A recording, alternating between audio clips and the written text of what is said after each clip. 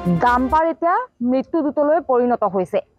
যোৰহাটৰ অজন্তা বাইপাছত শনিবাৰে বিয়লি সংঘটিত হয় এক ভয়ংকৰ পথ দুৰ্ঘটনা। মই বৰ্তমান সেই স্থানত উপস্থিত আছো। মোৰ সহযোগে দেখুৱাব এই স্থানতেই শনিবাৰে বিয়লি সংঘটিত হ'ল সেই ভয়ংকৰ পথ দুৰ্ঘটনা। এখন দ্ৰুতবেগী ডাম্পাৰে মহতিয়াই নিলে এজন কলেজীয়া ছাত্ৰক।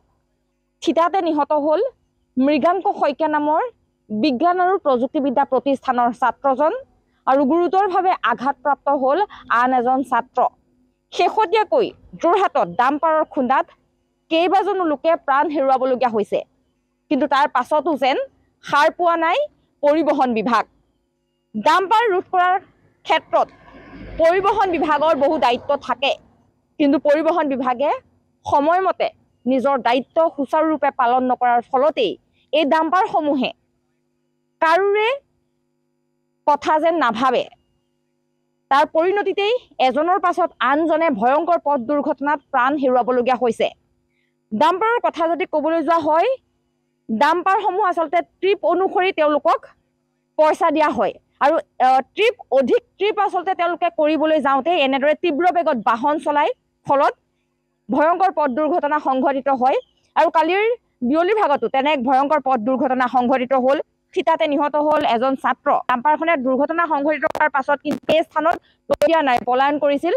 এইজন ব্যক্তিয়ে খেদি খেদি বাহনখন জব্দ কৰিবলৈ সক্ষম হ'ল। কালি ভয়ংকৰ যি পথ দুৰ্ঘটনা আপোনালোক প্ৰত্যক্ষদৰ্শী আছিল, ডাম্পাৰখন দ্ৰুত বেগত আহিছিল নিশ্চয়।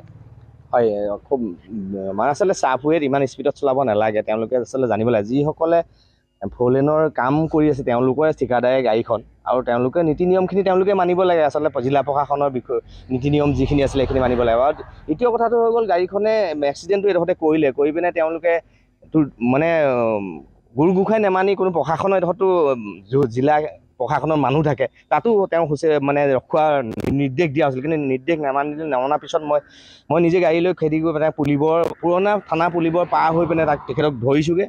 ধৰাৰ পিছত তেখেতক মই সুধিছোঁ যে আপুনি এজন ল'ৰাক আপোনাৰ গাড়ীৰ তলত সোমাই মৃত্যুবৰণ কৰিছে। ঠিক আছে, মই নাই মৰা। মই বোলো মই জানো তাৰমানে এই আমাৰ গেৰেজৰ CC কেমেৰা আছে, তেওঁ নিশ্চয় তাত ফুটেজ পোৱা যাব। তাৰপিছত তেওঁ সুধি মানে তেওঁক প্ৰথমতে ধৰি পিনে মই পুলিবৰ থানাৰ প্ৰশাসনক চমজাই থৈ আহিলোঁ। তাৰপিছত ইয়াত যিটো গতিত মানে ফ'ৰলেনৰ যেতিয়া কাম কৰি থকা স্বত্বাধিকাৰী গাড়ী চলায়, তেতিয়া ইমান দ্ৰুতবেগীত চলাব নালাগে। আচলতে জিলা প্ৰশাসনেও এইটো নিয়ন্ত্ৰণ কৰিব লাগে। আৰু দ্বিতীয় কথাটো হৈ গ'ল, মই এতিয়া দেখিছোঁ মানে এক্সিডেণ্ট যে হৈছে বাওঁহাতে হৈছে। আচলতে যোৰহাট জিলা প্ৰশাসনে হওক, মাননীয় মুখ্যমন্ত্ৰী মহোদয় হওক, দুটা কথা খুব গুৰুত্ব দিয়াৰ মই ভাবিছোঁ প্ৰয়োজন হৈছে। প্ৰথম কথাটো হেণ্ডিমেন, যোনজন এজন খালাচী বুলি কয়, হিন্দীত খালাচী এজন হেণ্ডিমেন থাকে, আমি অসমীয়া ভাষাত হেণ্ডিমেন বুলি কওঁ। সেইটো থকাটো আচলতে খুব প্ৰয়োজন। কালি যদি থাকিলেহেঁতেন মই ল'ৰাটো প্ৰাণ বাচিলেহেঁতেন মই ভাবিছোঁ। কাৰণ ইমান ডাঙৰ এখন গাড়ী, ছচকীয়া গাড়ী চলাই যায় এজন, আজিকালি গাড়ীৰ প্ৰশিক্ষণ নোলোৱাকৈ গাড়ীবোৰ চলায় যিসকল ড্ৰাইভাৰ আছে, তেওঁলোকে অকল গতি বেগত যোৱাটোহে চিন্তা কৰে, যে ছাইডত মানুহ আছে, কোনোবাত খাল আছে, এইবোৰ চাবৰ সময় নাথাকে। 6 চকীয়া গাড়ী আছে, 12টা চকাৰ গাড়ী থাকে, এনেকুৱা মানে তাত খাল ডুঙৰ কথা চিন্তা নকৰে। তেওঁলোকে দ্ৰুত গতিত যাব বিচাৰে, আৰু তেতিয়াই আমাৰ নিচিনা মানুহক মহতিয়াই নিয়াৰ গাড়ীৰ তলত সোমোৱাৰ এটা মানে সোমাব বিচাৰে। আমি সোমাওঁ মানে তেওঁ ল'ৰাটো ইমান সুন্দৰকৈ আহি আছে, ধুনীয়াকৈ হেলমেট পিন্ধি আহিছে। দুজন ল'ৰা হেলমেট পিন্ধি অহাৰ পিছতো তেওঁ নিজৰ ড্ৰাইভাৰজনৰ ভুলৰ কাৰণে তেওঁলোক দুটা তলত সোমাই শইকীয়া ডাঙৰীয়া মৃত্যুবৰণ কৰে। তেখেতৰ আত্মাৰ সদ্গতি মই কামনা কৰিছোঁ, আমি নিজে দেখিছোঁ। আৰু জিলা প্ৰশাসনৰ মাননীয় মুখ্যমন্ত্ৰী মহোদয়ক আমি আপোনালোকৰ চেনেলৰ যোগেদি জনাব বিচাৰোঁ, যাতে ডাম্পাৰ হওক যি হওক কমাৰ্চিয়েল ভেহিকুল আছে, সেই ভেহিকুলসকল হেণ্ডিমেন বোলা বস্তুটো ব্যৱস্থা কৰিব লাগে। আৰু হেণ্ডিমেন থাকিলে মই ভাবিছোঁ যিটো দুৰ্ঘটনাটো নিয়ন্ত্ৰণ হ'ব। আৰু আজিকালি এজন ড্ৰাইভাৰে চলায়, তেওঁ মদ্যপান কৰি চলাই কিনে দ্ৰুত গতিত চলায়। আচলতে ইমান স্পীডত চলোৱাটো আচলতে প্ৰশাসনেও নাকি লগাবৰ বোধ কৰা মানে তেওঁলোকক আমি অনুৰোধ জনাইছোঁ যাতে তেওঁলোকে নাকি লগায়, আৰু ইমান দ্ৰুত গতিত চলোৱাটো আমি বিচৰা নাই। এই স্থানতে কেইবাটাও ডাম্পাৰ দুৰ্ঘটনা সংঘটিত হ'ল। আৰু এটা আমি একেই কথা হ'ল, আমাৰ অজন্তা বাইপাছ টাৰ্ণিঙত এটা একেই হেণ্ডিমেন নাই এজন, তেওঁ গাতো আচলতে দুখ নাই, স্পীড ব্ৰেকাৰ আছিলে, ড্ৰাইভাৰটোৱে ভাবিলে স্পীড ব্ৰেকাৰ উঠিছোঁ বুলি গুচি গ'লে, এজন বাচিলেহেঁতেন। তেওঁ প্ৰথম চকাত তেওঁ ভৰি থোৱাৰ পিছত তাৰপিছত তেওঁক নিৰ্দেশ দিয়া হ'ল যাবলৈ। তাৰপিছত তেওঁ বালিগাঁও আছিলে, তেখেতে একে মৃত্যুবৰণ কৰিছে। অকল হেণ্ডিমেন নাইকিয়াৰ ফলত এইটো এটা এক্সিডেণ্টটো হৈছে বুলি মই অনুভৱ কৰিছোঁ। আৰু জিলা প্ৰশাসন, অসমৰ মুখ্যমন্ত্ৰী মহোদয়ক বিনম্ৰভাৱে অনুৰোধ জনাইছোঁ যাতে ডাম্পাৰ যিসকল ব্যৱসায়ী বাণিজ্যৰ লগত জড়িত থকা গাড়ী, সেইসকলক যাতে হেণ্ডিমেন বোলা যিটো থাকে গাড়ীত, সেই ব্যৱস্থা কৰিবৰ কাৰণে বিনম্ৰভাৱে অনুৰোধ জনাইছোঁ।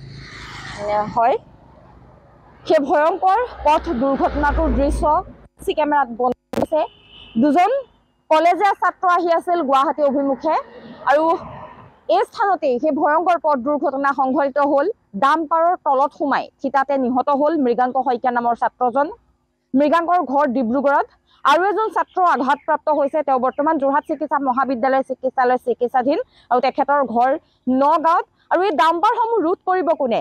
কালি যিখন ডাম্পাৰে দুৰ্ঘটনা সংঘটিত কৰিলে, সেই ডাম্পাৰখন আছিল বিতৰ্কিত এজন ঠিকাদাৰ শিৱা হাৰলালকাৰ। তেখেতৰ নামতে যিহেতু ডাম্পাৰখন আছিল, সেই ডাম্পাৰখন 4 লেনযুক্ত কামত ব্যৱহাৰ হৈ আছিল। আৰু এই হেণ্ডিমেন নাছিল বাহনখনত, আৰু এই বাহনখনৰ যি গৰাকী চালক আছিল, সেই চালকখনৰ অনুজ্ঞাপত্ৰ সেই সময়ত কিন্তু বাহনখনত নাছিল। যেতিয়া আৰক্ষীক স্থানীয় ৰাইজে বাহনখন জব্দ কৰি আৰক্ষী থানাত সোমোৱাই দিলে, তাৰ পাছতে কিন্তু আৰক্ষীয়ে বাহনখনৰ নথি পত্ৰ বিচাৰিছিল। নিশা 9 বজালৈকে কিন্তু কোনো নথি পত্ৰ জমা দিব পৰা নাছিল আৰক্ষী থানাত। আজি পুৱাৰ ভাগতহে আচলতে জানিব পৰা যাব বাহনখনৰ নথি পত্ৰ আছিল নে নাই। আৰু যিহেতু আমি আৰক্ষীৰ লগত যোগাযোগ কৰিছিলোঁ, আৰক্ষীয়ে এটা কথা কৈছে যে কোনো ধৰণৰ অনুজ্ঞাপত্ৰ কিন্তু বাহনখনৰ চালকৰ সেই সময়ত দেখুৱাব পৰা নাছিল।